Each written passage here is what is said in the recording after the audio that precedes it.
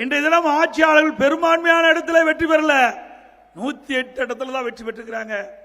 8 மாவட்டத்தில் ஒரு இடத்துல கூட அவர்கள் வெற்றி பெறவில்லை. இன்றைக்கு அவர் பல கட்சிகள்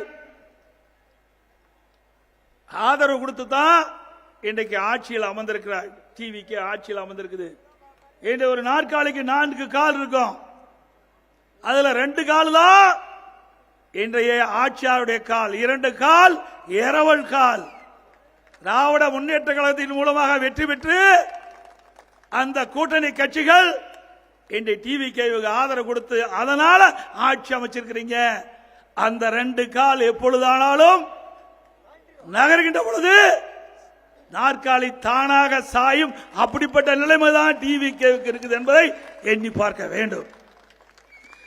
தேர்தல் நேரத்தில் டிவிகே தலைவர் குறிப்பிட்டார், 2 திராவிட கட்சிகளும் அகற்றப்பட வேண்டும் என்று குறிப்பிட்டார். ஆனால் இன்றைக்கு நிலைமை என்ன? திராவிட முன்னேற்ற கழக தலைமையில் அமைக்கப்பட்ட கூட்டணி கட்சியிலே வெற்றி பெற்ற அந்த சட்டமன்ற உறுப்பினர்கள் தான் டிவிகே ஆட்சிக்கு முட்டு கொடுத்து தாங்கிக் கொண்டிருக்கின்றார்கள்.